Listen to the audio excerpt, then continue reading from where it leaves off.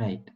So in tube number 5, the next adjustment we have to discuss is about contingent liabilities, right? So here basically we have to understand in preparing consolidated financial statements. So if there are contingent liabilities, right? If there are contingent liabilities in the subsidiary company, if so, in preparing financial consolidated financial statement, we have to make an adjustment for those contingent liabilities in the consolidated financial statement, right? So here we have to discuss about that adjustment. So before moving to that consolidation adjustment, I will just remind you what these contingent liabilities are, right? So we know when we consider about these contingent liabilities are covered by a separate accounting standard, that is LKS 37, provisions, contingent assets and contingent liabilities, right? So I will just show you how these contingent liabilities have been defined in LKS 37. So you can see this is the definition given for these contingent liabilities. So it says a contingent liability is a possible obligation that arises from past event and whose existence will be confirmed only by the occurrence or non-occurrence of one or more uncertain future events not wholly within the control of the entity. So this is how the contingent liabilities are defined. So here the main word we have to highlight is a contingent liability is a possible obligation, right? It is not just an obligation, it's a possible obligation which arise as result of past event, and in the other side the existence of such obligation will confirm only the occurrence or non-occurrence of future event, right? So here when it come to this uh, when it come to the contingent obligations of a business, right? When it come to contingent obligations of a business, basically those contingent obligations can be at three stages, right? So the contingent obligations of a business can be at three stages. So some contingent obligations can be remote. So first one, those some contingent obligations can be remote contingent obligation. In second, there can be some contingent obligations which are possible, we call possible contingent obligation. And third, there can be probable contingent obligation, right? Remote contingent obligations. Second, possible contingent obligation. Third, probable contingent obligation. So out of these three types of contingent obligations, here according to this definition, as I mentioned you, only the possible, the second one, only the possible contingencies we have to identify as contingent liabilities, right? Not remote contingencies, not probable contingencies, only the possible contingencies we have to identify as contingent liabilities as per the definition given for contingent liabilities in LKS 37. So I will explain this using a small example just to remind you what these contingent liabilities are. So for example, let's say after removing from his employment, so one of the former employee has filed a case in the court against the company claiming compensation, right? So one of the employee has been removed from his employment. So after removal, now that employee has filed a case in the court against the company claiming compensation. So now let's say by the date of preparing financial statement, the court decision is pending. So now at the time of preparing financial statement, so now how this scenario should be considered. So now in this case, we can see there is a contingent obligation, right? Because if the court case is in favor of that employee, the company will have to pay compensation to that employee in the future. Therefore, by the date of preparing the financial statement, now this company has a contingent obligation, and its occurrence will depend on the court decision, whether it will be in favor of the company or whether it will be in favor of the employee. So now here we can see there is a contingent obligation, and so now here the problem is how this should be considered or how this should be accounted in preparing the financial statement, because now at the time of preparing financial statement, court decision is pending. Therefore, it's contingent, right? So there, as I mentioned previously, before deciding the accounting treatment for such scenario, first we have to understand out of those three stages of contingent obligations I mentioned, to which stage this particular scenario fall into. So there I mentioned there are three stages of contingencies: remote contingent obligation, possible contingent obligation, and probable contingent obligation. So out of those three scenarios, in deciding the accounting treatment, first we have to see to which category this given scenario fall into, right? So now let's say first, let's assume now the company lawyers are pretty sure that the court decision will be in favor of the company, and therefore company will not have to pay compensation to that employee in the future. Now the company lawyers are very much sure that the court decision will be in favor of the company, not employee. So if so, what do you think? So if the company lawyers are pretty sure that the removal has been taken place according to the legal procedures, and therefore the court decision will be in favor of the company, it means the occurrence of this contingent obligation is remote, or that is a remote contingent obligation, right? So if it is a remote contingent obligation, so can we identify it as a contingent liability? No. Why? Because there in the definition I highlighted one word, that is the contingent liabilities are possible obligation, not remote obligation. So now here this is a remote obligation, remote contingent obligation. Therefore, this should not be considered as a contingent liability. If so, what should be the accounting treatment? So this is a remote contingency. So there we know if it is a remote contingent obligation, normally in preparing financial statement, such remote contingencies should not be considered. Or it means, in other words, the remote contingencies should not be accounted in preparing financial statement as adjustment or even as a disclosure. Nothing is required. That is the first scenario if that is a remote contingency, right? So next, let's say the same example. Now the company lawyers are very much sure that the court decision will be in favor of the employee, right? Or the court decision will be against the company and it will be in favor of the employee. And therefore in the future, company will have to pay compensation to that particular employee. Then how this should be accounted in the financial statement?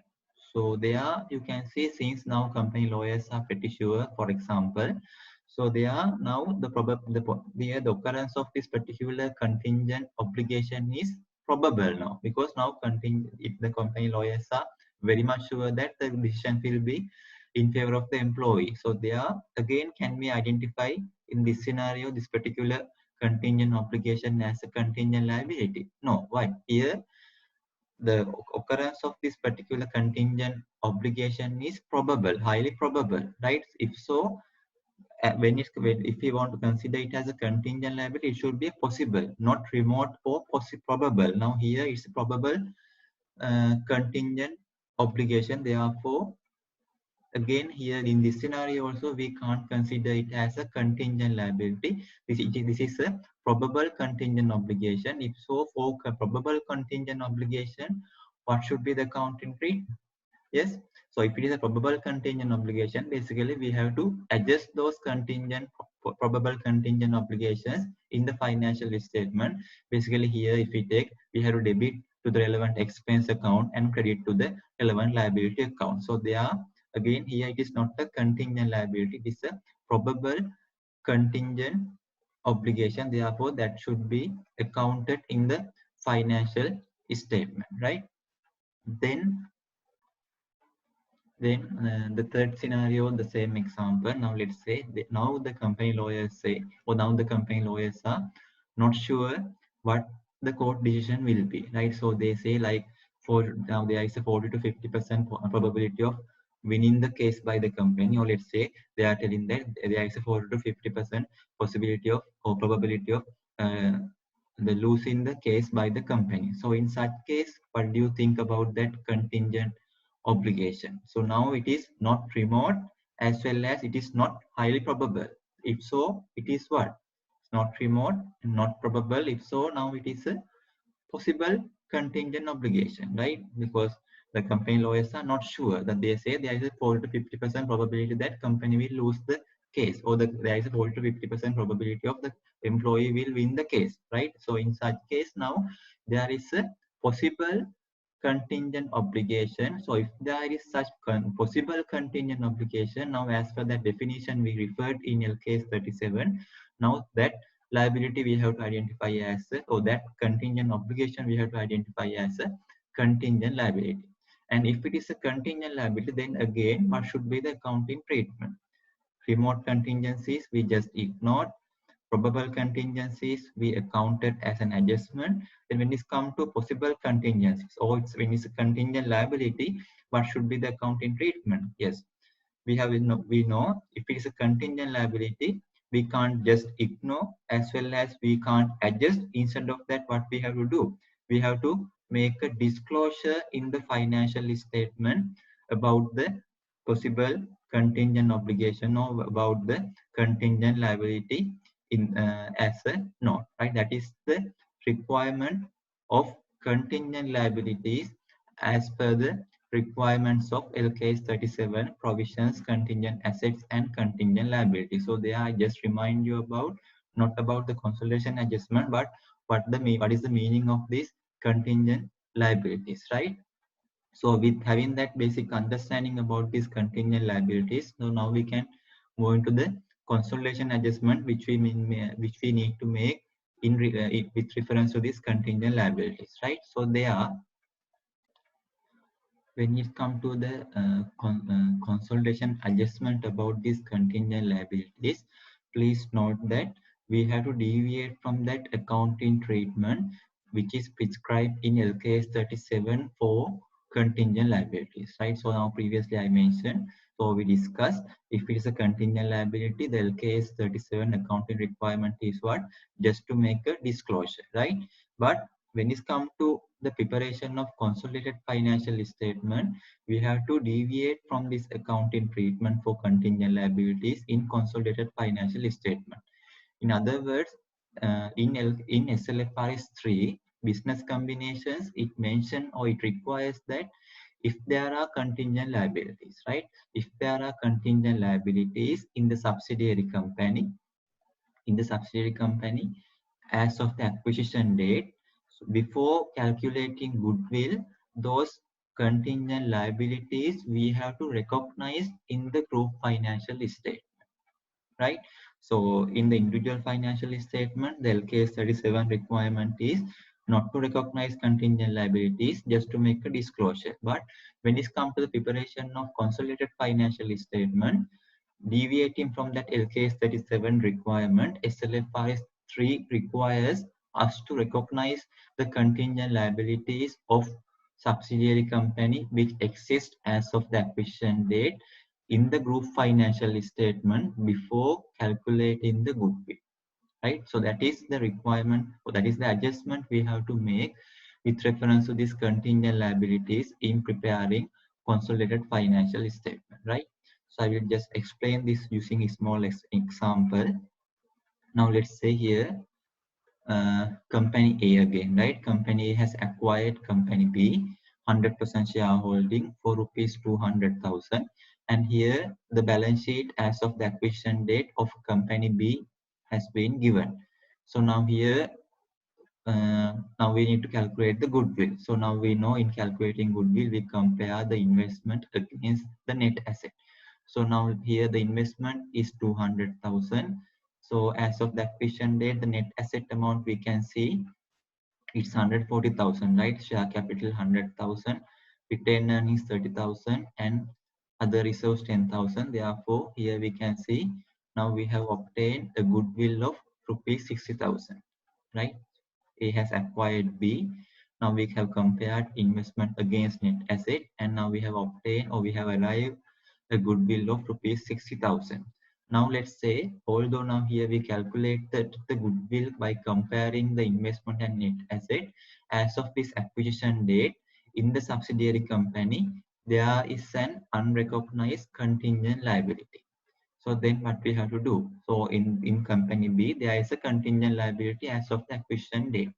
So now see this is the individual financial statement of company B. So now in preparing the individual financial statement, so they have prepared this individual financial statement based on the accounting requirement. So based for contingent liabilities also they have based on LKS 37. So their LKS 37 requirement is not to recognize contingent liabilities in the financial statement as adjustment, just disclosure. So therefore in this financial statement they haven't recognized, but there is a contingent liability. Let's say the amount is 10,000. So now, although they haven't recognized it in the individual financial statement, so now in preparing the group financial statement, what we have to do? Now, since SLFRS 3 requires us to recognize the contingent liabilities in the group financial statement as of the acquisition date, this unrecognized contingent liability of the subsidiary company, now we have recognized in the group financial statements before calculating goodwill. So therefore what we have to do, or how that should be recorded, or what should be the double entry. So now since we have recognized this contingent liability newly in the group financial statements or in the group ledger, we have to credit this contingent liability 10,000 into the contingent liability account. Credit because it's a liability, therefore increase in liability. Therefore, we have to credit to the contingent liability account, and where we have to debit. Yes. So now if there is a contingent liability of 10,000 as of the acquisition date, so then what will happen to the net asset amount of the subsidiary company as of the acquisition date after recognizing this contingent liability? So when the liabilities are increased, the net asset amount should be decreased. So now already the net asset amount we have transferred to the cost of control account credit side.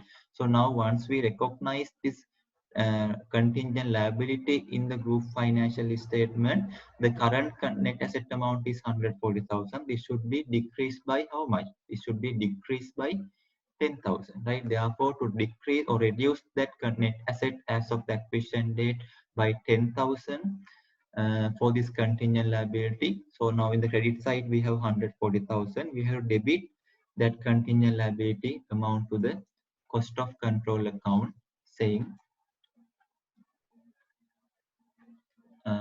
contingent liability, right? Debit to this cost of control account.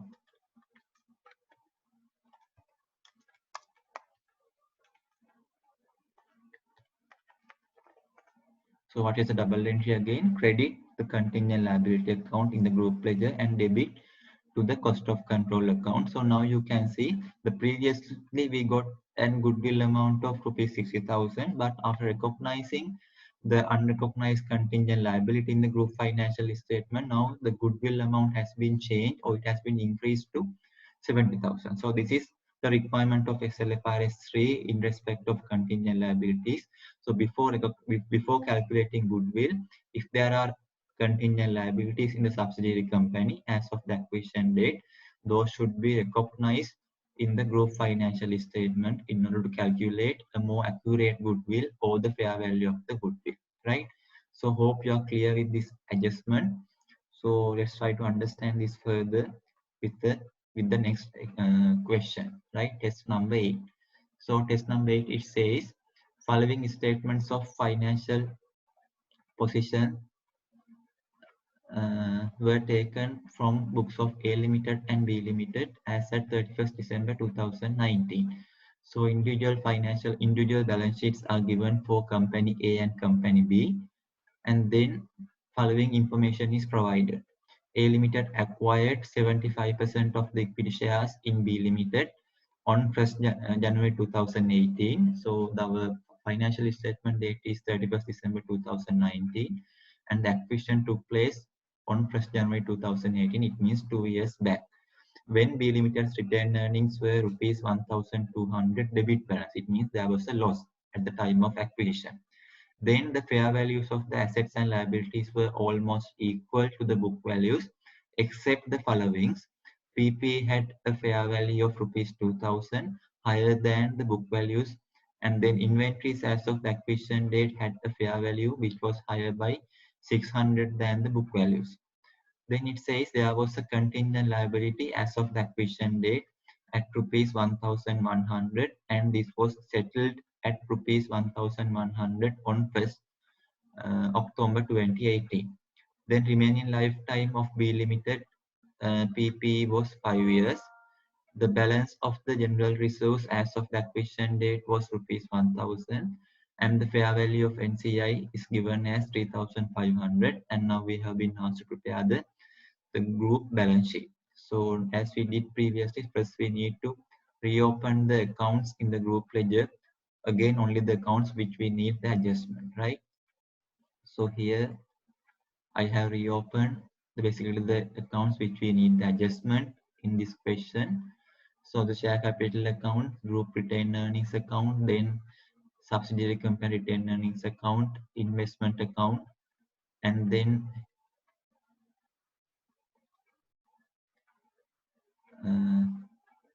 we have general reserve also, group general reserve and company B general reserve. And then in addition to that, we need the cost of control account and the NCI account, right? So here,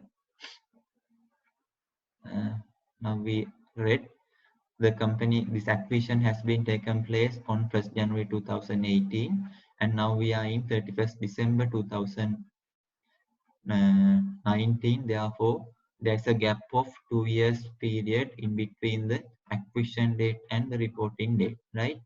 So first we will post the account balances. For the accounts we reopened in the group ledger. Share capital, we have 6,000 plus 2,000, 8,000 altogether balance there.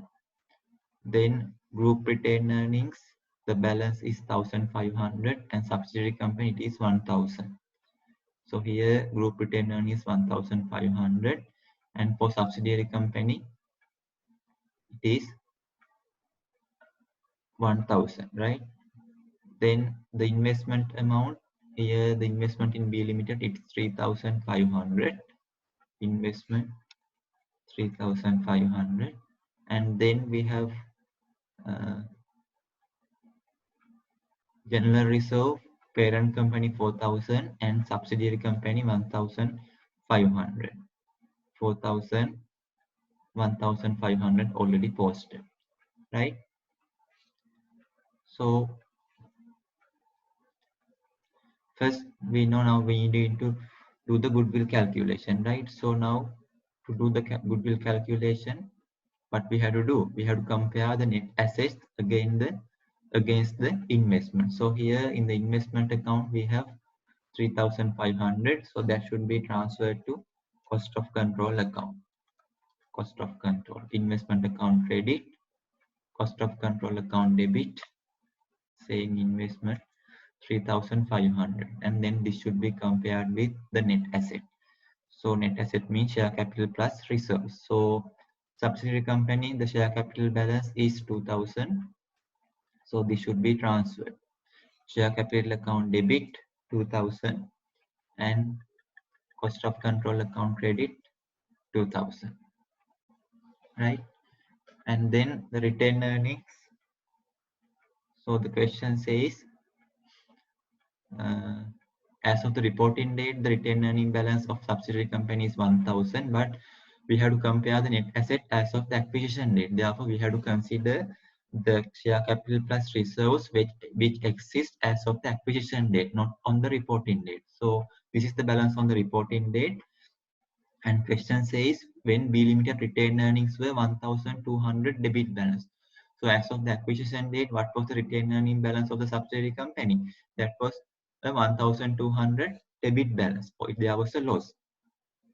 So here, although now we have 1,000 retained earning balance in the subsidiary company, as of the acquisition date, the balance was minus 1,200 or a loss of 1,200.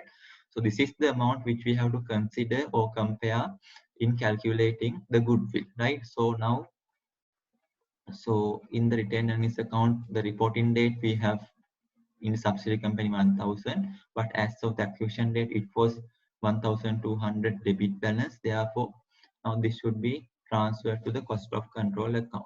So credit B Limited retained earnings, cost of control. If there's a profit, we debited, but if there is a loss, we have to do other way around. You should understand that, right? So if there is a profit in the subsidiary company as of the acquisition date, we debited retained earnings account and credited to cost of control account. But if there is a loss, we have to do the other way around, right? So therefore, we have to credit to the retained earnings account of subsidiary company and debit to the cost of control account 1,200. Because if there is a loss, net asset should be decreased. Therefore, we have to debit to the cost of control account, saying retained earnings, right? In addition to that, here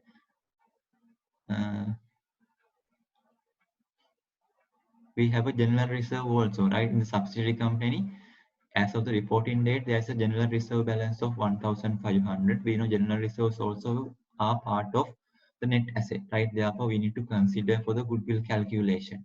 So again, as of the acquisition date, as of the reporting date, the balance is 1,500, but question says the general reserve balance as of the acquisition date was only 1,000. So therefore, that is the amount we have to consider for goodwill calculation. So general reserve balance, we have a balance of 1,500 on the reporting date. Out of that, the balance exists as of the acquisition date. We have to transfer to the cost of control account. So debit general reserve and credit to the cost of control account. Say general reserve. Right. So now we have transferred basically net asset which are recorded in the subsidiary company's financial statement. In addition to that, here again question says the fair values of the assets and liabilities were almost equal to the book values except the following. So fair value adjustment. For the fair value adjustment, information is given. We discussed in order to calculate the goodwill at fair value, we need to measure the net assets at fair value. Previously, we discussed. So therefore, in order to measure the net asset as of the acquisition date at fair value, some informations here are given. So first it says PP had a fair value of rupees 2,000 higher than the book value. So now the PP exists in the subsidiary company. Here we can see 4,000.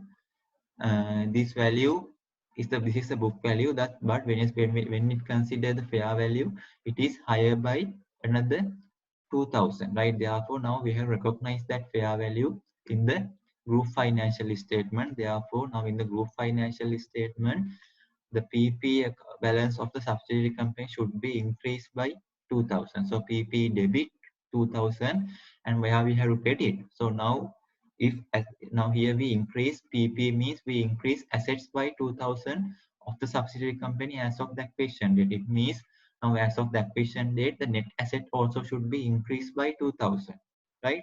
So now already the net asset amount of the subsidiary company we have transferred to the cost of control account here, and therefore now since the net asset amount should be increased by another 2,000, that amount should be credited to the cost of control account to increase the net asset by 2,000. Debit PP and credit cost of control account, saying PPE fair value 2,000.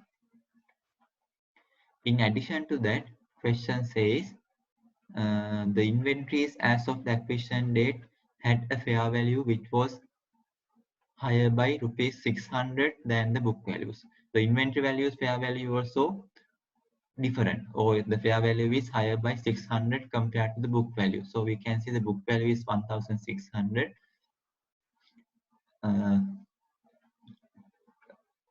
and the value is higher by 600 when it comes to the fair value. Therefore that also should be recognized because that is required by SLFRS 3, right?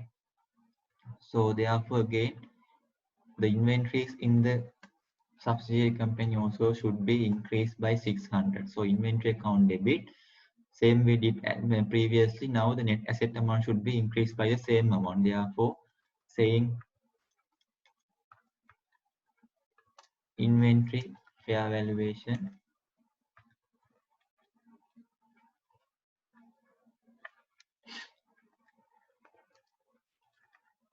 we have to credit the same amount 600, right? So now we did that one also, the fair value adjustment, right?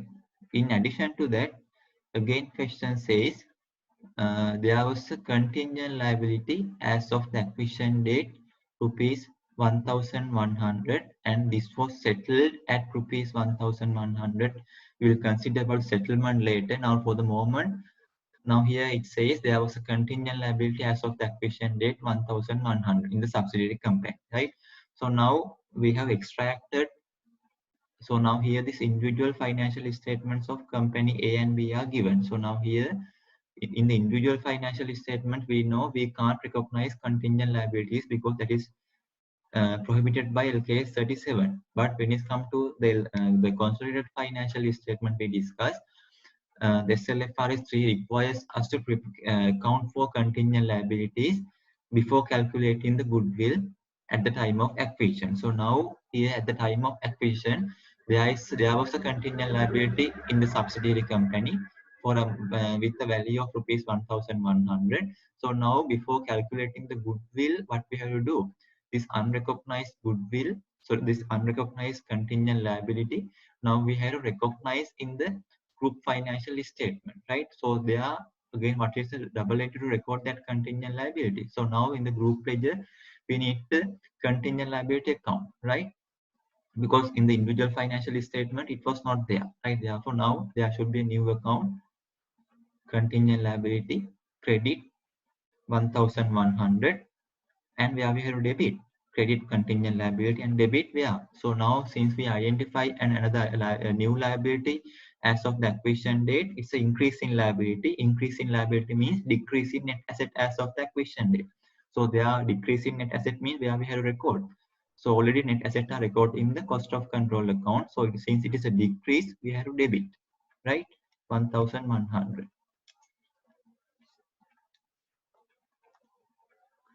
contingent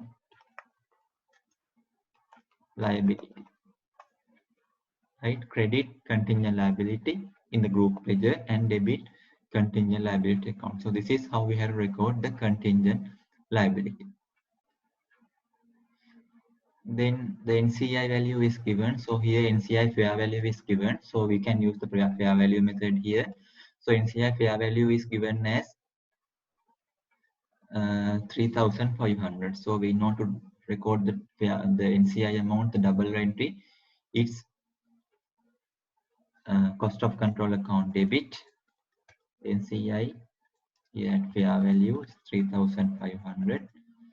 Debit cost of control account and credit NCI account, same cost of control 3,500. So now here basically we have completed the adjustment we have to make in calculating the goodwill as of the acquisition date.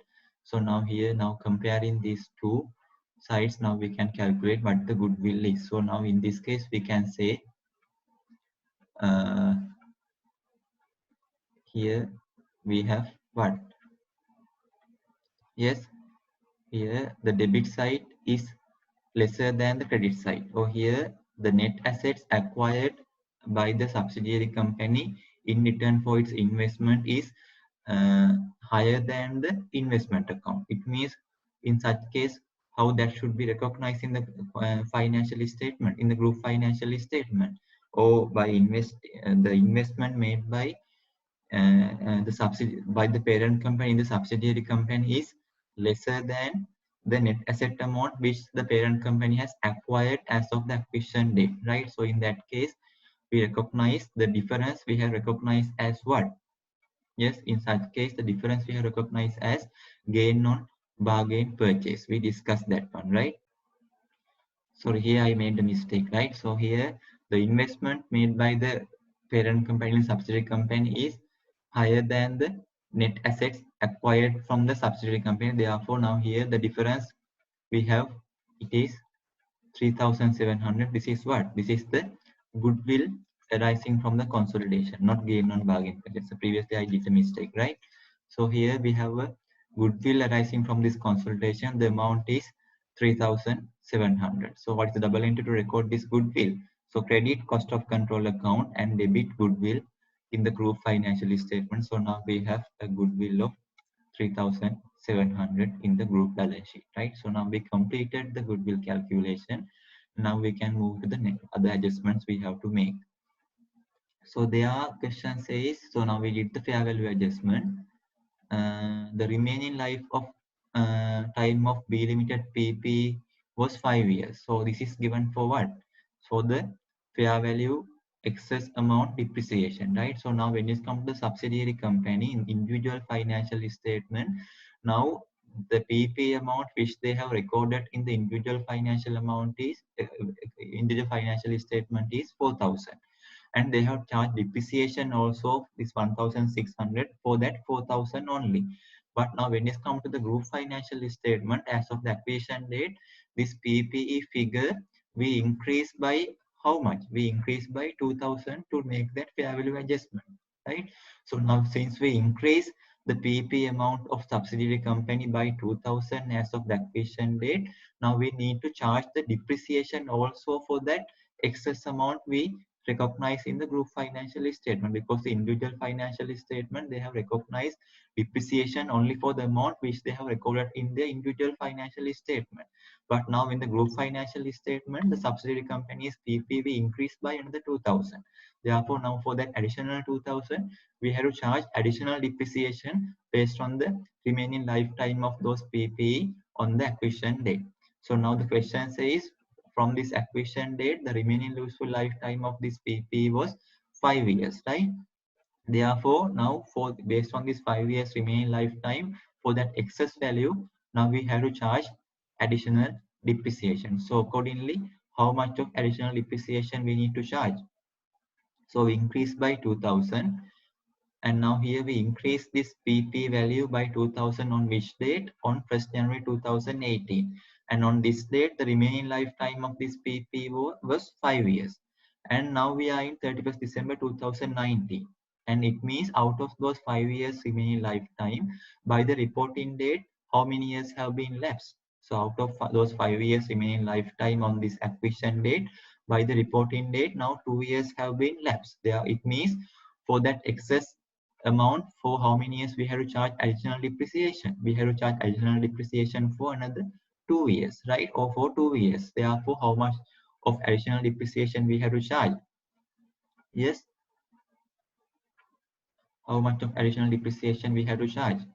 So basically, it's the additional amount is 2,000, excess amount is 2,000, and the remaining lifetime is 5 years. And out of those 5 years, for 2 years, we have to charge depreciation. Therefore, the additional depreciation we have to charge is 800. So what is the double entry to record this 800 depreciation? So now since we charge depreciation 800, so by this amount in the group financial statement, the depreciation should be increased, because now here we extract depreciation from the individual financial statement. So in addition to that, now we have to charge additional depreciation of 800 in the group financial statement, right? So we credit the depreciation, accumulated depreciation 800, and where we have to debit. So now we charge this depreciation for the PPE which are owned by the subsidiary company. So therefore, if PPE are owned by subsidiary company, the relevant depreciation should be charged against the parent company profit or subsidiary company profit. That should be charged against the subsidiary company profit. So here, subsidiary company profit we have in the subsidiary company retained earnings account. Therefore, for that account, we have to debit that additional depreciation of 800, saying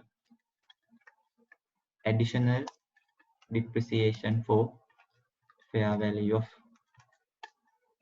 PPE, right? That's about the additional depreciation we have to charge for PPE, right? So the next adjustment we have to do is what? So now in addition to that fair valuation of PPE, so here we fair valued the inventory also, right? So here we fair valued the inventory also by additional amount of 600 as of the acquisition date. So now do you think for inventory, we know we don't want to charge additional depreciation, therefore the depreciation is not a matter here. But do you think now here for this, the inventory fair valuation also, now in preparing the financial statement on the reporting date, do we need to make any adjustment? Yes, what do you think for the fair valuation of inventory? So now uh, as of the acquisition date, the subsidiary company's inventory we increase by 600 to make it at fair value, right? So that is at the acquisition date, right? So as of this acquisition date, so now we increase the inventory balance of the subsidiary company by 600. Therefore, now we have debited it to the inventory balance. That is in the acquisition date. But now we are in the reporting date. So now on this reporting date, do you think for this additional 600 which we recognize in the acquisition date, we have to make adjustment? Yes or no? What do you think? Yes, here actually we have to make an adjustment. Why? Because now here this inventory we increased by 600 of the subsidiary company on 1st January 2018, right? But now we are in 31st December 2019. So from that date, now 2 years have already been lapsed. So now we know when it comes to inventory for asset like inventory, so those are moving items, right? Not, and those are not there in a business for a long period like 2 years most of the time, right? Therefore, probably now the inventory which was exist in the subsidiary company as of the acquisition date, now by the time of this reporting date, probably those inventory would have been sold out of the group, isn't it? Because now 2 years have already been lapsed from the date of the acquisition date, right? Therefore, now although in order to do the goodwill adjustment, now we increase the inventory balance on the acquisition date by 600. Now probably by the reporting date, now further these inventories may not be there in the group or in the subsidiary company. Therefore, there is no point of keeping this inventory, the increased amount in the balance sheet, group balance sheet further if it is sold outside. So here, if it is sold outside, what we have to do?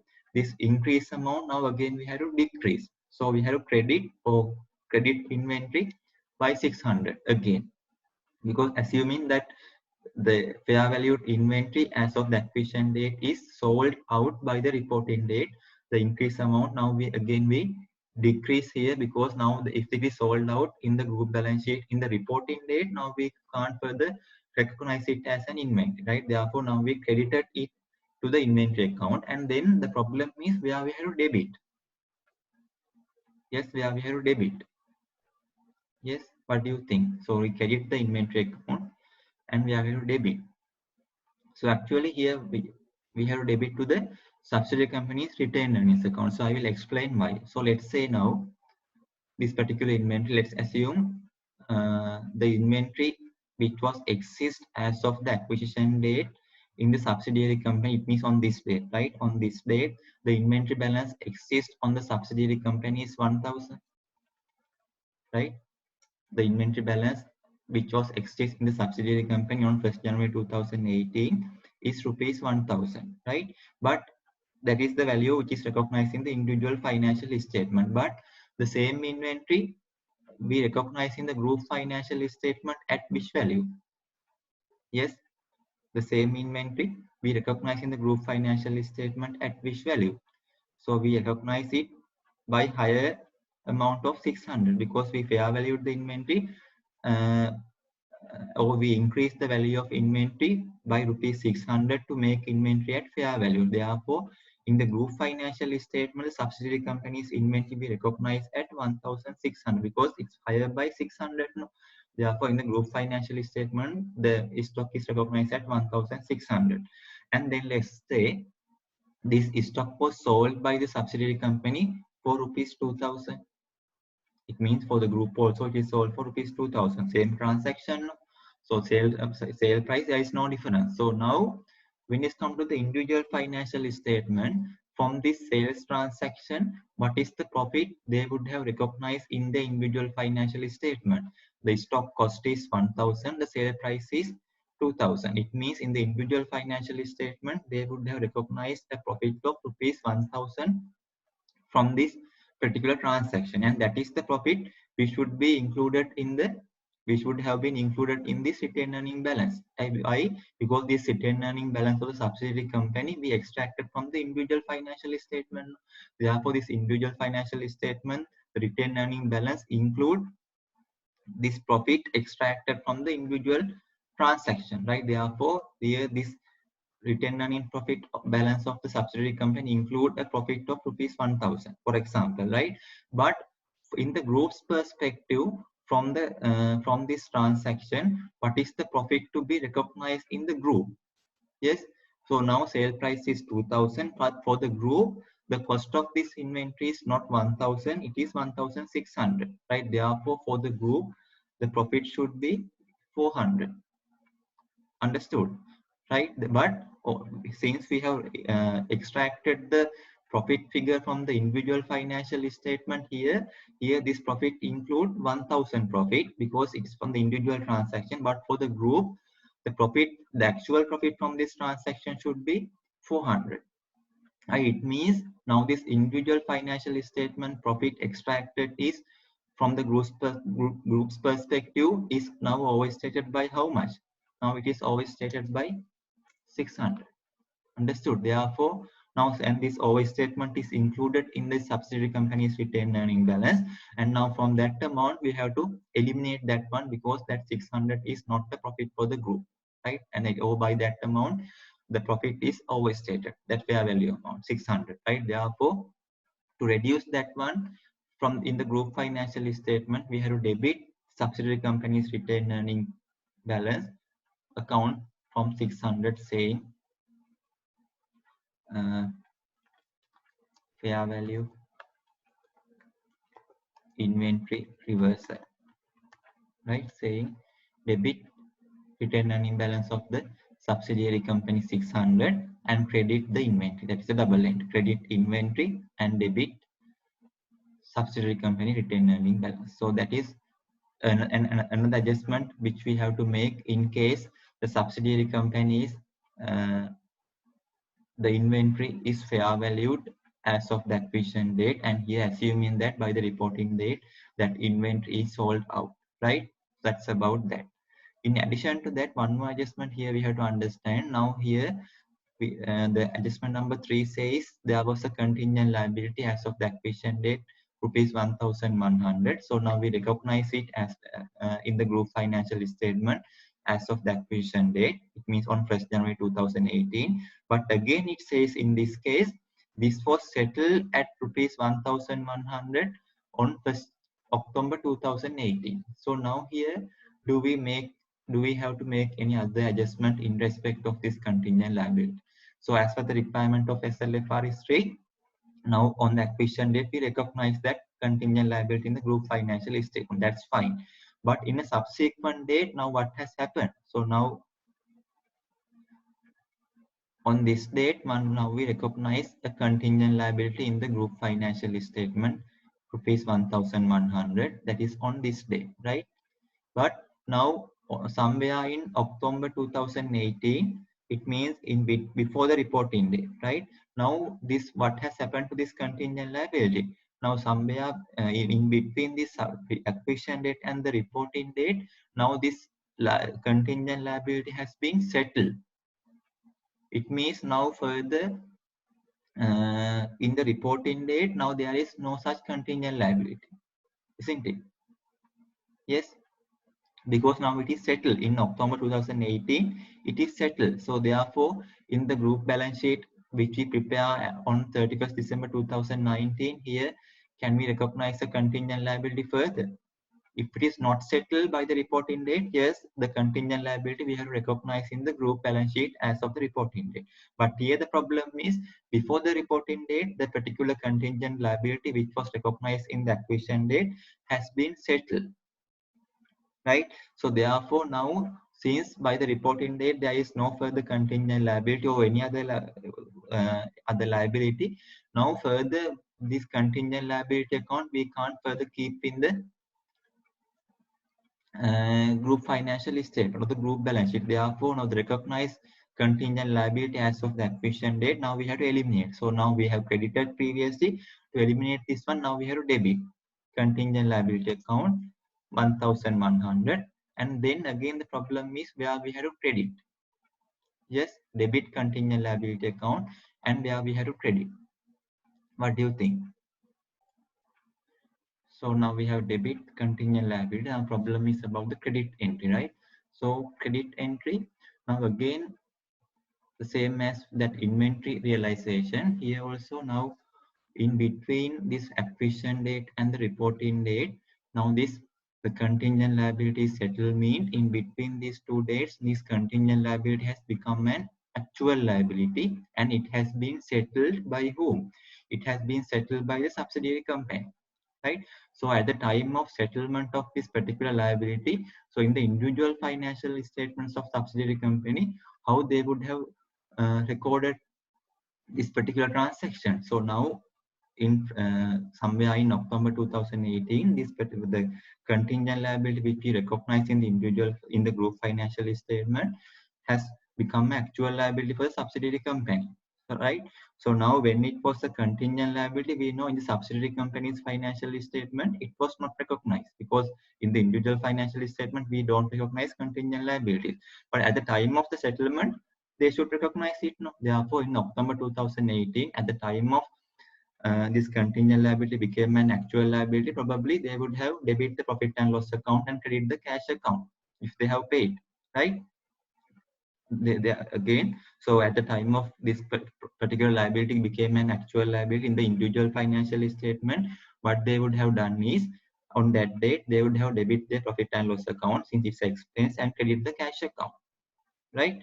So they are, if they have debited it into the profit and loss account when it became actual liability, probably now we have extracted this profit balance, retained earning balance of the subsidiary company from the individual financial statement. It means now this balance 1000 has been arrived after deducting that liability amount of 1100 or not, right? So now this 1000 balance, retained earning balance, is extracted from this individual financial statement of company B on 31st December 2019. So in October 2018, if they had to make a payment for a liability, probably now this profit has been arrived after deducting that liability or that particular expense. No, therefore now this has been arrived, this 1000 balance has been derived after considering that contingent liability 1100 amount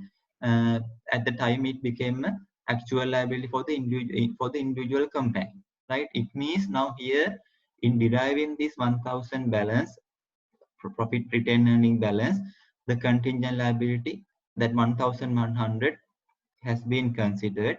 In addition to that, in the acquisition date also, now based on the requirement of SLFRS 3, here also we recognize that 1100, right?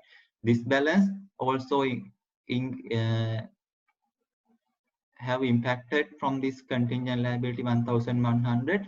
Here also for the as the consolidation adjustment, now again we recognize that contingent liability 1100 in the group financial statement. So now here what has happened, it means now therefore because of this adjustment, now the impact of this contingent liability has been duplicated in the group financial statement, isn't it? Because now here by 1100 we deducted the net asset amount, or we reduced the net asset amount as of the acquisition date. On the other side, since this has been settled before the reporting date, now this subsidiary company retained earnings balance has been derived after deducting the contingent liability. The same amount 1100 has been impacted, has made impact to the group financial statement twice, or the impact is duplicated in the group financial statement. Therefore, to eliminate that duplication of that rupees 1100, what we have to do is the deducted amount from the group subsidiary company's profit, or the individual company's profit, since it is not since if that impact should not be duplicated in the group financial statement, the deducted rupees 1100 from this subsidiary company's profit we have to add back, right? So here for the goodwill cost of control account, we are not going to do the adjustment. Here for this balance, we have to make the adjustment to avoid that duplication, right? Therefore, since that 1100 is deducted from this 1000 figure, what we have to make, but so to in order to eliminate that impact, what we have to do is the deducted amount we have to add back, right? Therefore, this retained earning balance of the subsidiary company should be increased by 1100, or credit to the subsidiary company retained earnings account by 1100, saying settlement of contingent liability. right? So that is a double entry. If the contingent contingent liability which we recognize on the acquisition date is settled before the reporting date. So here they are what we did. We debited contingent liability account and credited to the subsidiary company retained earnings account. So this adjustment we need to make only if the contingent liability we recognize on the acquisition date has been settled before the reporting date. So if that contingent liability which we recognize on the acquisition date is not settled by the reporting date, then this adjustment is not required because the impact is not duplicated, right? Therefore, there what we have to do is just the contingent liability which exists on the reporting date also we have recognized in the balance sheet and the liabilities, right? So that's about that, the settlement of contingent liabilities. So those are the adjustments we have to basically make uh, in this question. So now we can balance the accounts, right? So here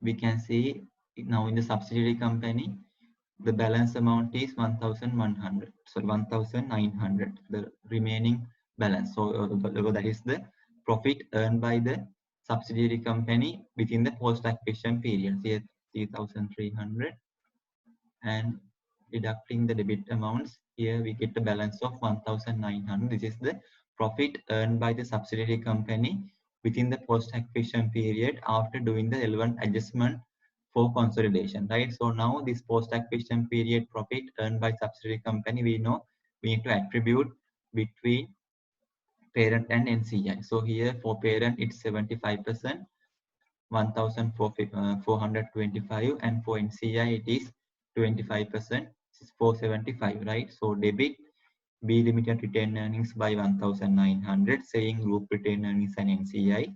Out of that, the parent company portion is 1425, credit group retained earnings, saying B limited retained earnings, and the NCI portion is 475, credit NCI 475, B limited retained earnings.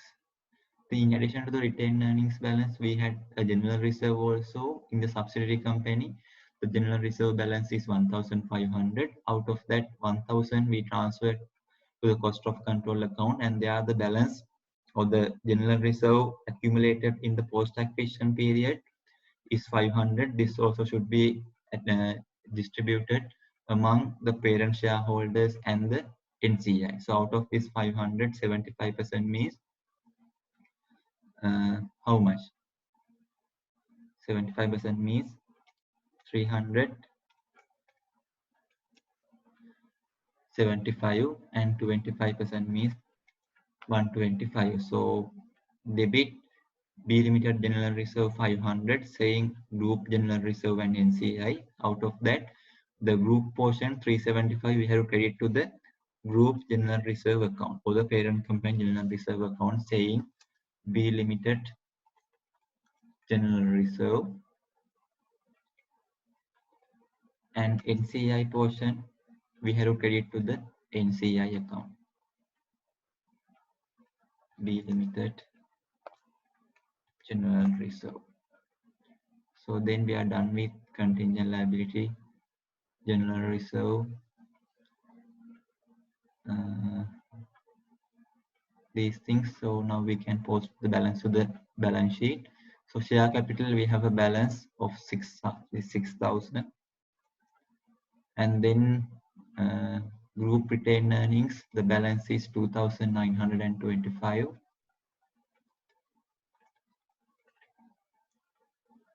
and then the group general reserve, we have a balance of 4,375, 4,375, and then we get the total, the equity attributable to parent shareholders, it's 13,300. Then NCI figure, here we got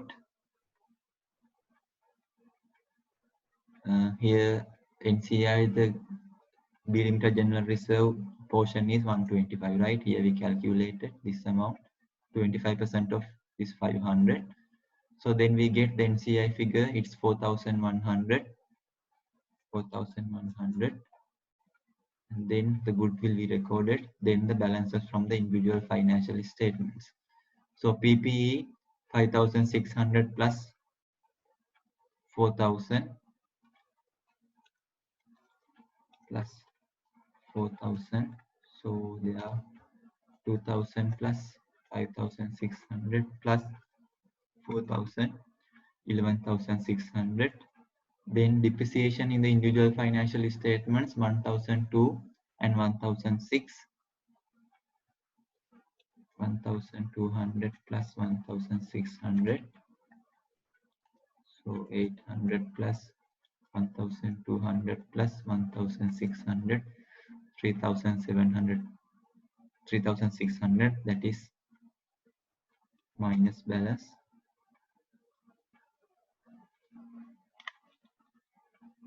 3,600, and then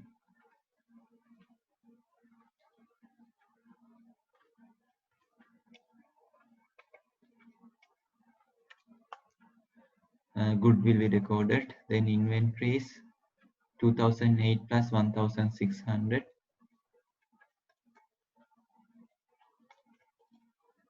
That fair value adjustment 600 we increase, but again we decrease, right? Therefore, there is no impact of that 600. Therefore, the inventory balance would be 2,800 plus 1,600.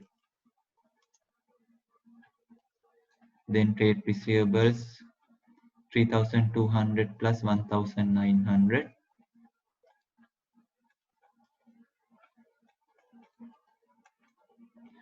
5,100. Then cash 3,100 plus 1,400.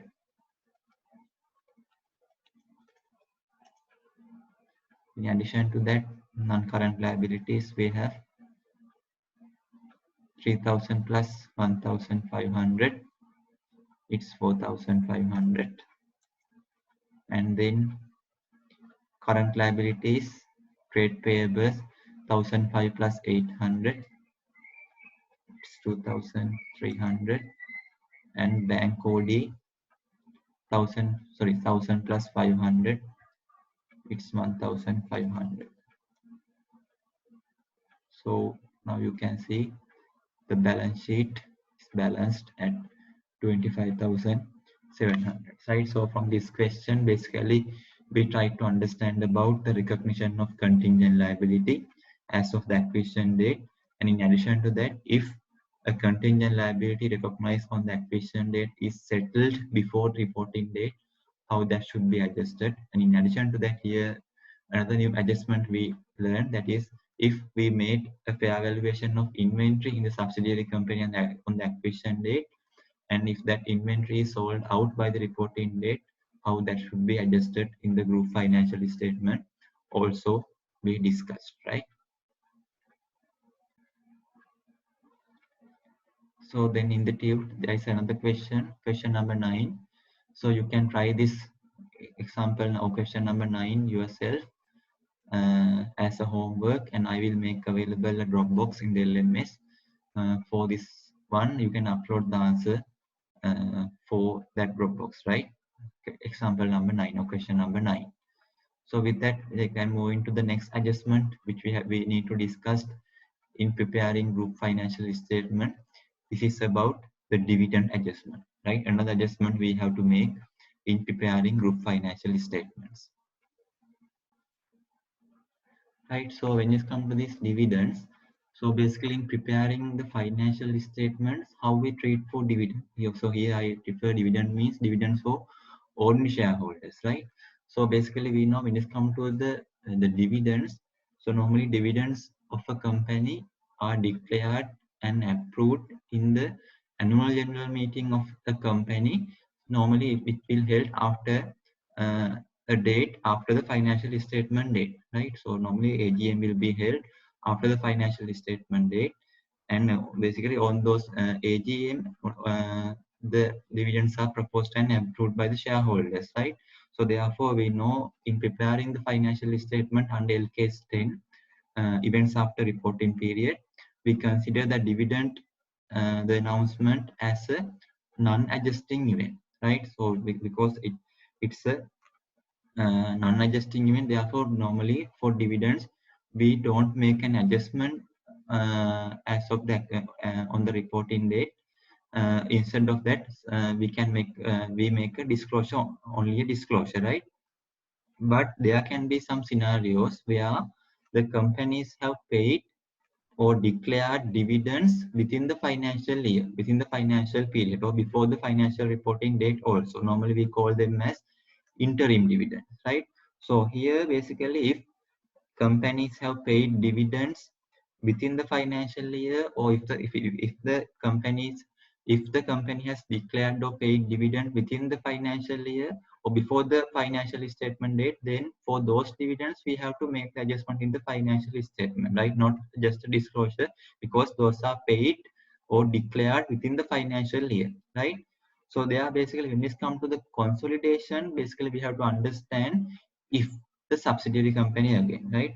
If the subsidiary company has paid or declared dividends out of the post-acquisition profits, then in preparing the group financial statement for those dividends declared or paid, we have to make some adjustments, right? Again, if the subsidiary company, right? If the subsidiary company has paid or declared dividend, basically here it refers for interim dividends, or it can be even the final dividends of the prior year, right? So basically, if the subsidiary company has declared or paid dividends within the financial year, and if those are adjusted in the subsidiary company's financial statement, then in preparing group financial statement for those dividends proposed or declared or paid by the subsidiary company, we have to make some adjustment, right? So here in this adjustment, we are going to discuss about that, right? Then again, when it comes to the dividends paid or declared by a subsidiary company out of the post-acquisition profit, basically we can identify three scenarios, right? The dividend in case of dividend adjustment, right? So first one, sometimes there can be a scenario where within the financial year out of post-acquisition profit, the subsidiary company has paid dividend or declare paid dividend, and on the other side the parent company has received dividend. So here, because we know parent company is the main shareholder of the subsidiary company, so it means if subsidiary company has paid uh, dividends within the financial year, it means the relevant portion according to the ownership proportion should be received to the parent company. Therefore here the first scenario we have to identify is the parent company has, sorry, subsidiary company has paid dividend and recognized in the financial statement. On the other side, parent company has received the dividend paid by the subsidiary company. Then if we take the individual finance, forget about group financial statement. So if we take this scenario, how this would have been recorded in the individual financial statements of the subsidiary company and parent company. Yes, in the individual financial statements. So they are in the subsidiary company. Basically, if they have paid dividend, probably they have debit the profit and credit cash, right? Debit profit means basically they would have deduct from the retained earnings in the equity statement, right? So I will say debit profit and loss account and credit cash account in the subsidiary company because they have paid dividend, and on the other side, parent company has received dividend. It means at the time of receiving dividend, how they would have recognized this one in their individual financial statement. So debit cash and credit profit and loss account, right? So this would be the treatment in their individual financial statement if in this first scenario, right? So there, now we are going to prepare the group financial statements considering these two companies as a one company, right? So if that is the case, so now do you think in the in preparing group financial statement, we have to make adjustment? Yes or no? Do we have to make adjustment? So now here in the individual financial statement, subsidiary company debit P&L and credit cash, parent company debit cash, credit PN because it's for income for them, for the parent, right? So now in preparing group financial statement, now we consider these two companies as a one company. So do we need to make any adjustment? Actually, here we don't want to make any adjustment. Why? Because anyway the profit is there within the group. Because here they have debit, here we have credit. Still, now when we prepare the group financial statement, considering these two companies as one company, the profit is there, right? Cash also, here we credit, here we debit. The cash balance also they are within the group. No, therefore, here if this is the case, uh, in preparing group financial statement for the dividends, we don't want to make any adjustment. The scenario is subsidiary company has paid and recorded, parent company has received and recorded. In such case, in preparing group financial statement, the first scenario, we don't want to make any adjustment, right? Then the second scenario would be, now within the financial period, the subsidiary company has declared dividend but not paid, right? And the parent company also has recognized the dividend receivable from the subsidiary company because subsidiary company has declared dividends. So in such case, how this would have been recorded in the individual financial statements of subsidiary and parent. Subsidiary company has declared dividends within the financial year, uh, and parent company has recognized the dividend receivable, that income as a receivable, right? So then in the individual financial statement of subsidiary, how they would have recognized this one? Again, debit P&L, co-deduct from the retained earnings in the equity statement, and credit, not cash, here dividend payable, right? Because they haven't yet paid, no, therefore debit cash, so debit profit and loss, and credit dividend payable account there, that is in the subsidiary company's individual financial statement. And then in the parent company, how this would have been recorded? Again, they have recognized on accrual basis because still they haven't received cash, no. So probably they would have debited to the dividend receivable account from the subsidiary company and credit to the profit and loss account since it is an income for them, right? So this would be the treatment in the individual financial statement, right? So now we are going to prepare uh, the group financial statement considering these two companies as a one company. So now do you think that we have to make any adjustment in preparing that group financial statement? Yes. The profit again same as the previous case. Here they have debit, here they have credit. Is still the profit is within the group. There's no problem. But what about this dividend payable and dividend receivable balance? So now in the subsidiary company, there is a balance dividend payable to parent company, and in the parent company there is a balance dividend receivable from the subsidiary company. So now we are considering these two companies as a one company. So now by keeping this dividend receivable and payable, uh, will make any sense for the users of the financial statement? It's like group paying dividends to the group, no, because now we are considering these two companies as a one company. Therefore at the date of preparing financial statement, there is no point of keeping this dividend payable and dividend receivable balance because those are intercompany balances, because this is payable to parent and this is receivable from subsidiary. And now in the group, in preparing group financial statement, we consider this as a single entity, right? These two as a single entity. Therefore, in preparing the group financial statement, if this is the scenario, what we have to make, what is the adjustment what we have to make is this dividend payable balance and the dividend receivable balance we need to set off or counter cancel, right? That is the adjustment we have to make.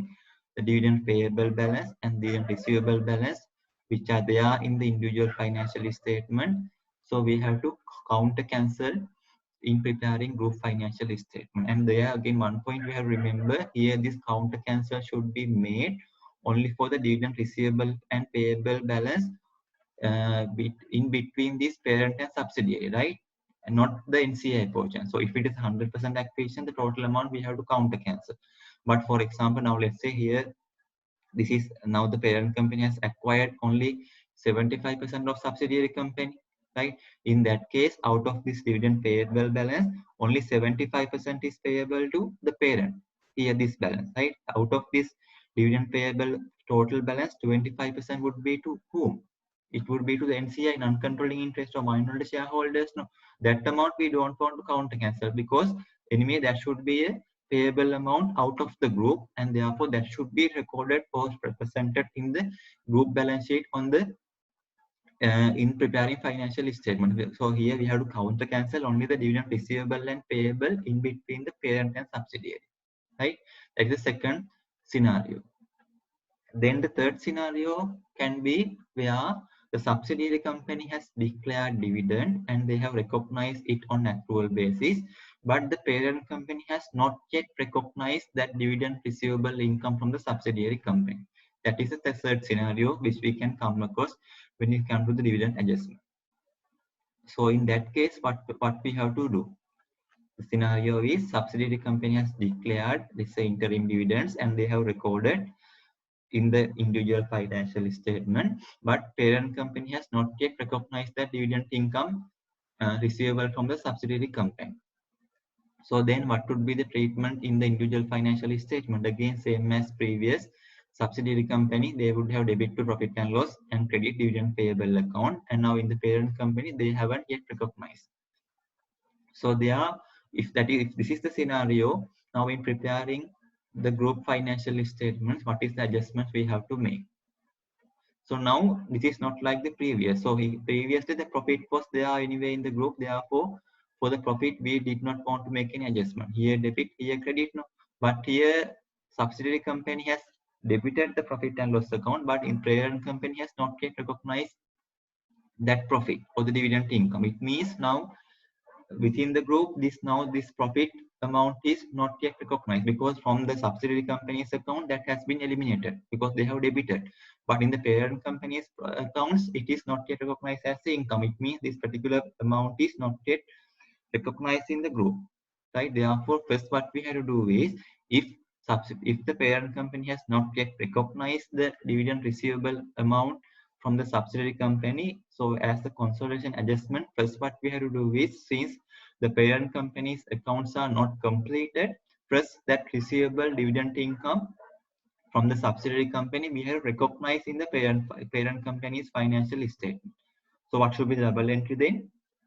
Debit dividend receivable account from the subsidiary company and credit profit and loss account. This adjustment we have to make first in this scenario, and thereafter, same as we did in the second scenario, the dividend payable and receivable balance we need to counter cancel, right? First we recognize the unrecognized dividend income in the parent company, and thereafter, same as we did in the second scenario, the payable and receivable balances should be counter cancelled or set off.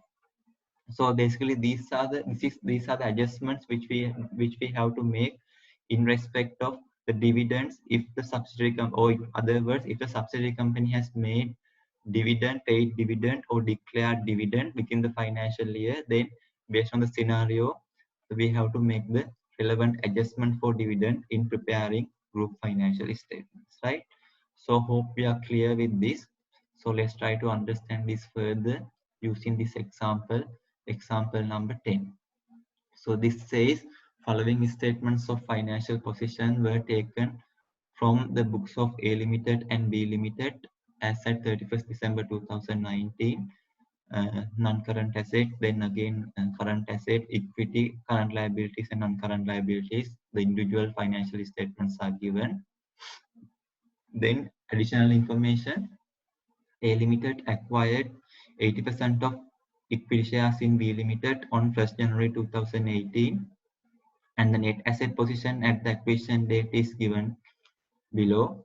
So reserve balances as of the acquisition date, retained earnings, general reserve, fair value of overall net asset on the acquisition date 1000.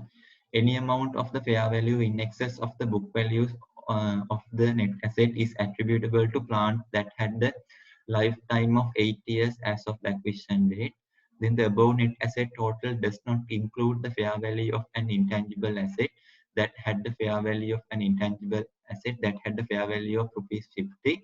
The group amortizes intangible asset over 5 years, and the dividends in both companies have been declared out of the profit in 2019. So we have been asked to prepare the group balance sheet. So again, first let's reopen the relevant account. We need to make adjustment in the group ledger. So accordingly here I have reopened the relevant account, share capital, then group retained earnings, subsidiary company retained earnings, then investment account, then we have general reserve also, general reserve of the group, and then subsidiary company general reserve. And in addition to that, we have cost of control account and NCI account, right? So now here the question says this acquisition took place on 1st January 2018, and now we are in 31st December 2019, right? So again, there is a gap of 2 years in between the acquisition date and the reporting date. So acquisition took place on 1st January 2018, and now we are in 31st December 2019. So there is a gap of 2 years in between the reporting date and the acquisition date. So first let's post the opening balances or the balances of the accounts which we have reopened. The share capital 400 plus 300 is 700 share capital. Then retained earnings, parent 900 and subsidiary 350. 900 and 350. And then the general reserves, parent 600 and subsidiary 200.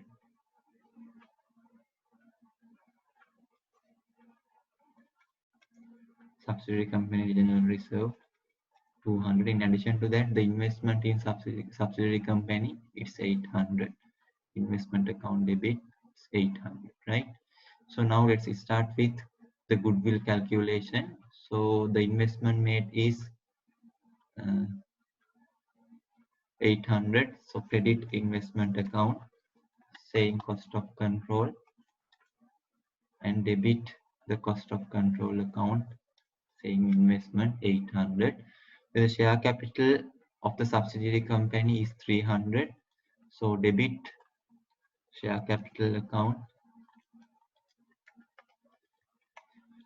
and credit cost of control account 300. Then the retained earnings balance, how much? On the reporting date it is 350, but retained earning balance as of the acquisition date was 300, right? So on this date the balance is 350, but for the goodwill calculation we have to consider the balance exists on the acquisition date, that was 300, right? So out of the retained earning balance on the reporting date, the pre-acquisition profit we have to transfer to the cost of control account for goodwill calculation, 300. In addition to that, general reserve balance was how much? General reserve balance on the acquisition date was 100.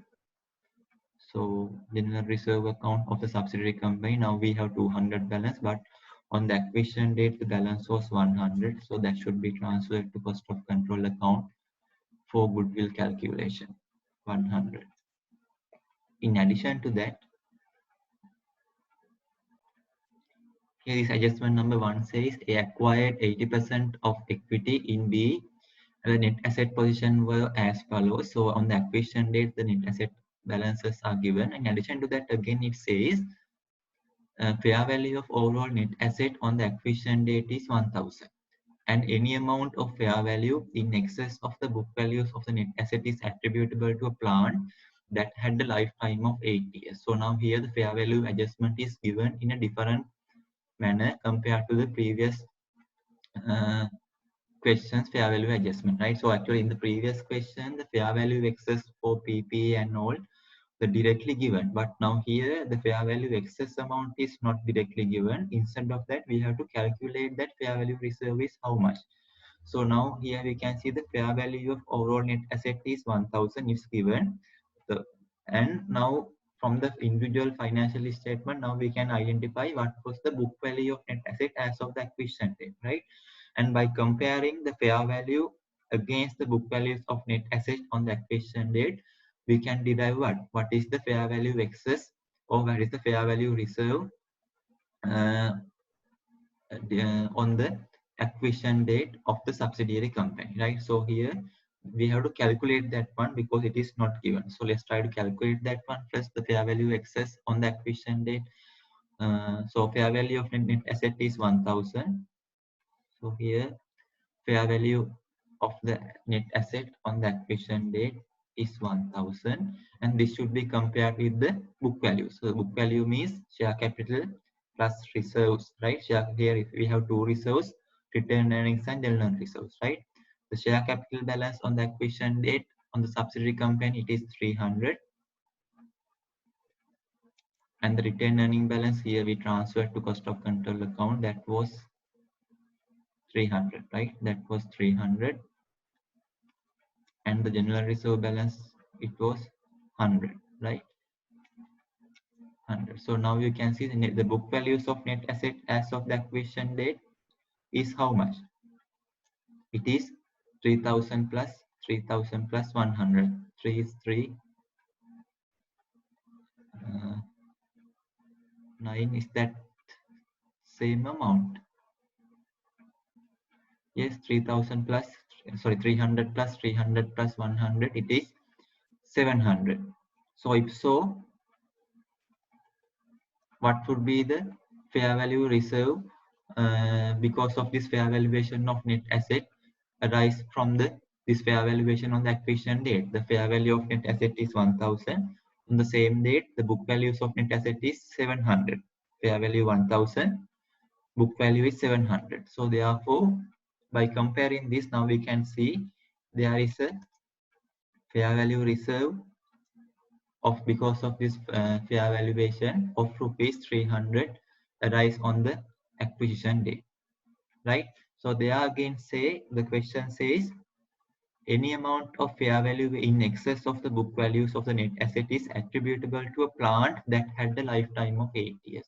So now question says if there are any excess, that should be attributed to a plant, property, plant and equipment, and there the remaining lifetime is 8 years. So now, since now the fair value is in excess compared to book value by 300, now by this amount, the net asset amount of the subsidiary company should be increased on the acquisition date, and now already the net assets are transferred to the cost of control account, and this transferred amount should be now increased by 300. And now since this is attributable to a plant, so where we have to debit credit cost of control account and PPE balance in the group financial statement, we have to increase by 300, right?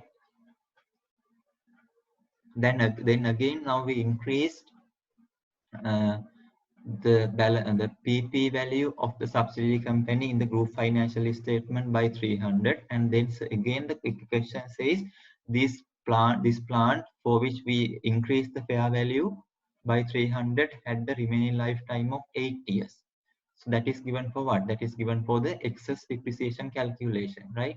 So now we increase the PP balance by 300 in the group financial statement. So if we now increase, at the same time, what we have to do? Now we need to charge additional depreciation for the post acquisition period. So now we increase this 300 PP value on 1st January 2018, and now we are in 31st December 2019. It means 2 years have been lapsed from after this fair valuation, right? Therefore, out of that remaining lifetime of 8 years, now 2 years have already been lapsed. Therefore, that post acquisition 2 years period, now we need to charge additional depreciation. So that fair value excess is 300, remaining lifetime is 8 years, and out of that 2 years have been lapsed. So therefore, the additional depreciation we have to charge against the subsidiary company's profit, because these PP are the PP owned by the subsidiary company, not the parent company, right?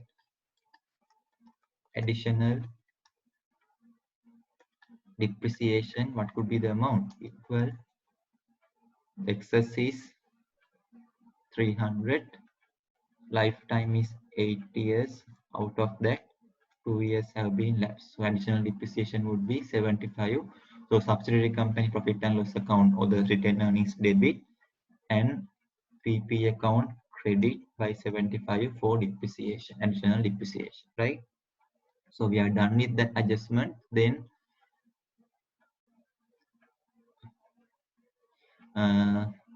adjustment number 2, it says the above net asset total does not include the fair value of intangible asset that had the fair value of rupees 50. The group amortized intangibles over 5 years. So we discussed about the intangible asset adjustment in a previous video. So there we are discuss again if there are any intangible asset which is not recognized in the subsidiary company. So before calculating goodwill, those unrecognized intangibles should be recognized. So since now there is an intangible asset which is not recognized so far in the individual financial statement, now we have recognized. So we increased the intangible asset in the group financial statement by 50.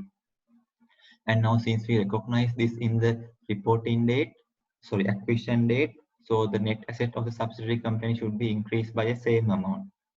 Therefore, we have credited the cost of control account by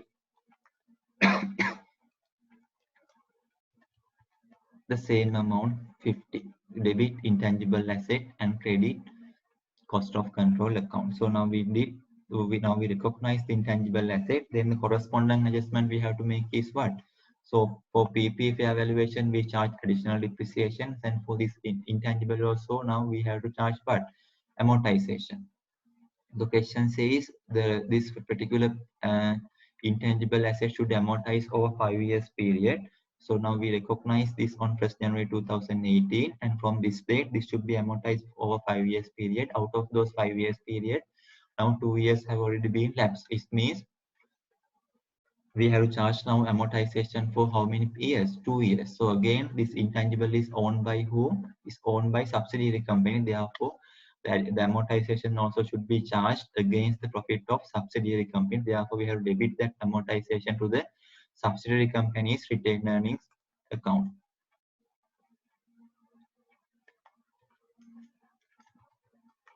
Amortization amount should be equal 50 divided by 5. Out of that, 2 years are lapsed, 20, right? So debit retained earnings of company B and credit intangible asset by 20 amortization, right? It is about that. Then the last adjustment we have, the dividends in both companies have been declared out of the profits in 2019. This is the dividend adjustment. So now here we can see in the individual financial statement, the both companies under current liabilities, they have recognized dividend proposed amount, parent company 126 and subsidiary company 96. So now here we have no deal with this parent company's dividend payable amount because these dividends are payable to the parent company shareholders. It means this is out of the group, right? Therefore, in the group financial statement, still we need to recognize this dividend payable amount by the parent company to its shareholders as a liability. Yeah, we have no problem with that. But here the problem or the adjustment here we deal with is about the dividends declared by the subsidiary company. So here we can see out of the post acquisition profit, it means it's year 2019.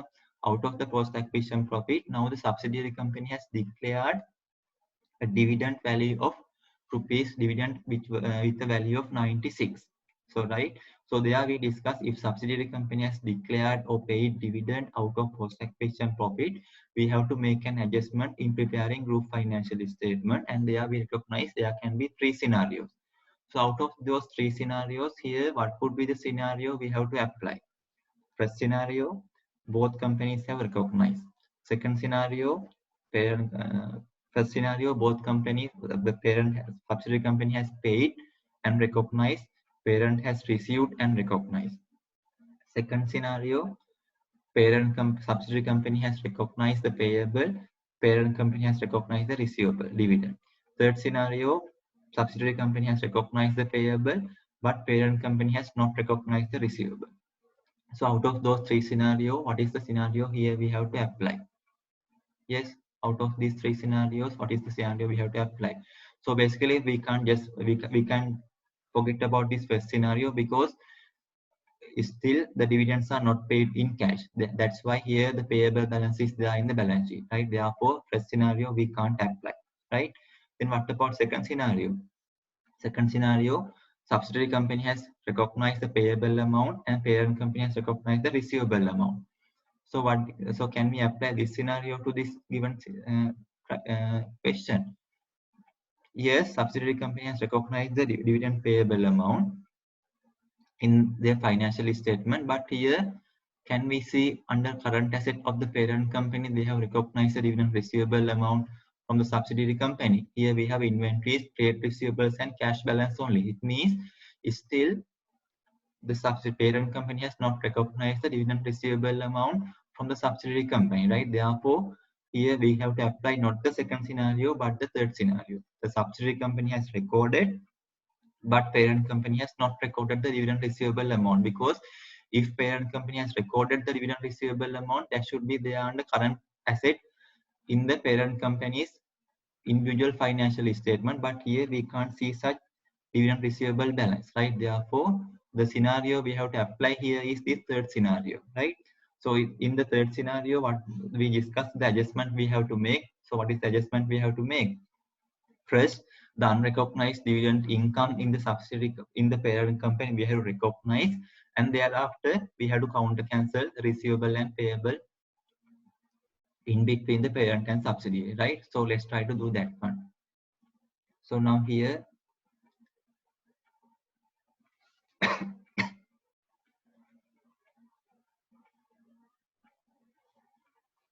uh, we can see the subsidiary company has proposed dividend of 96 or declared dividend of 96. So out of this 96 dividend, what is the dividend receivable to the parent company? Because now we have recognized that receivable in the parent company's accounts, right? So out of 96, the parent company will receive only 80%, right? 80%. It means 76.8, and the balance would be the dividend payable to the NCI. 96 into 0.2, it's 19.2.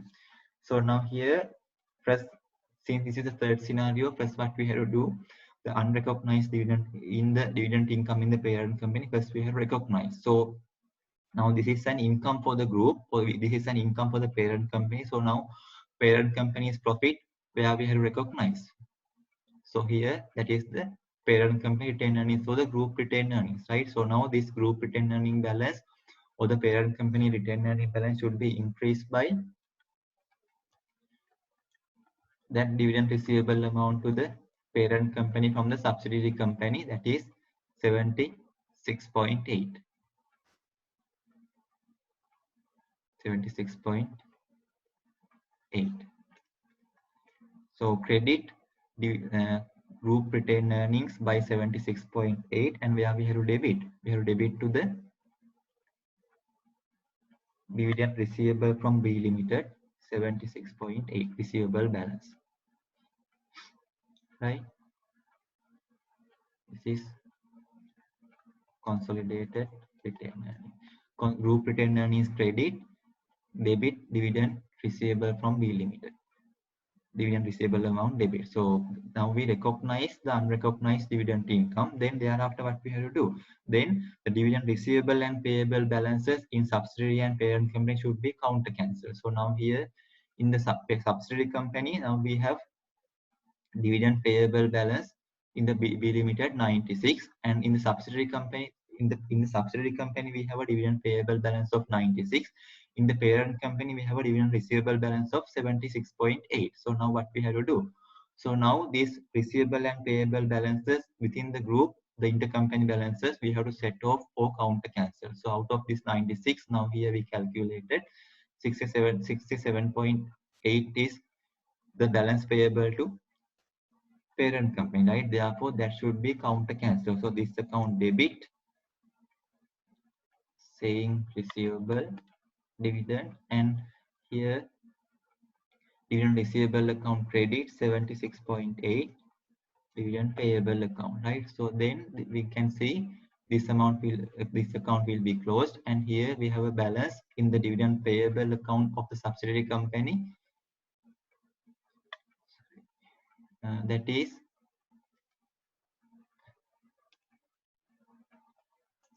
19.2. That 19.2 amount is what? That is the amount of dividend payable to non-controlling interest or minority shareholders. That amount we can't eliminate because that is an amount which is payable out of the group. Therefore, that should be recognized as a liability in the group financial statement. Only the amount we have to eliminate is the intercompany receivable and payable balances, right? So now we are done with that adjustment. So now we can do the balance adjustment. So now here first we need to calculate the goodwill. So now we have transferred all the balances to the cost of control account except the NCI balance. So now here NCI, the fair value of the NCI here in this question, we can't see that the fair value of NCI is given, right? So if NCI fair value is not given, what is the other option we have? So we have to calculate the proportionate share of NCI, right? So here, since the NCI fair value is not given, let's calculate the proportionate share of NCI. So share capital is 300.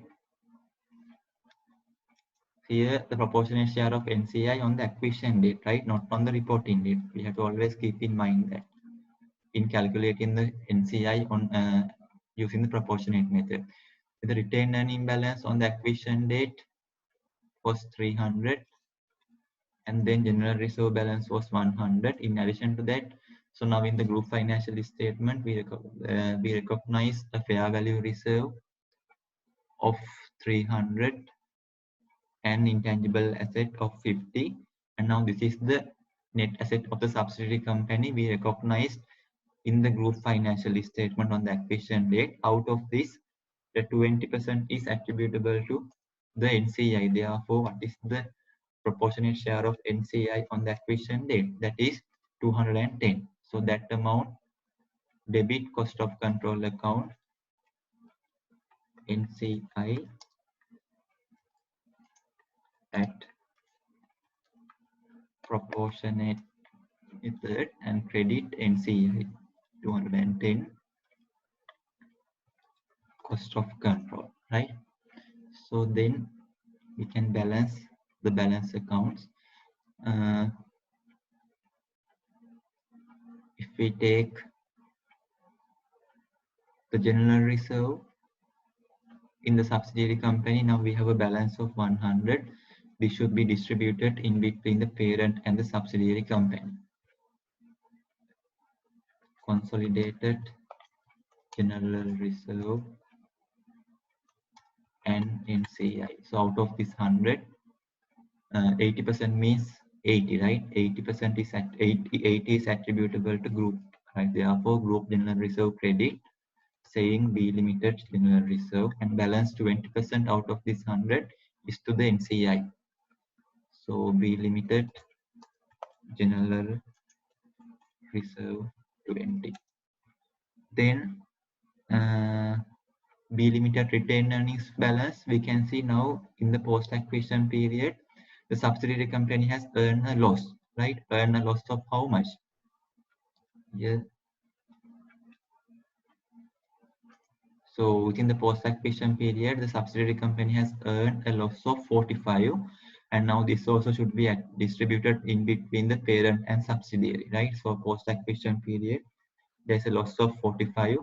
Out of 45, 80%, 36, and 20% is 9. So these should be distributed among parent and subsidiary company. So credit B Limited retained earnings since it is a loss, and the parent company share it's 36. Debit to the group retained earnings since it is a loss. If it is a profit, we credit it. Since it is a loss, we have to debit. B Limited retained earnings, and NCI portion, debit to NCI is 9. B Limited retained earnings.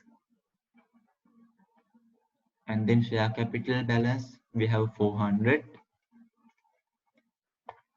And group retained earnings, we have a balance of 940.8, and then retained earnings investment we transferred. Then group general reserve, we have a balance of 680. So the total would be the profit equity attributable to the parent shareholders. And then when it comes to the cost of control account, here we can see the investment made in the subsidiary company is lesser than the net asset acquired by 40. Therefore, this would be a gain on bargain purchase, right? Gain on bargain purchase. So what is the double into record a gain on bargain purchase?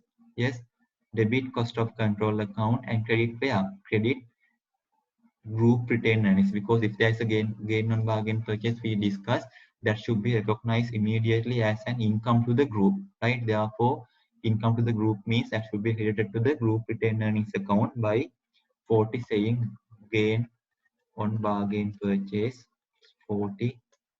So therefore, actually now the group retained earnings figure should be 980.8, right? Here we 980.8. And then NCI figure is 221, and now the balance figures here. Subsidiary company, the dividend payable balance, there was a balance of 96. Out of that, 76.8 we counter cancel. Therefore, the balance is the dividend payable to NCI by subsidiary company for the group, that is 19.8. We have to take it here. And the remaining figures now we have to extract from the individual financial statements. So PPE 1005 plus 1002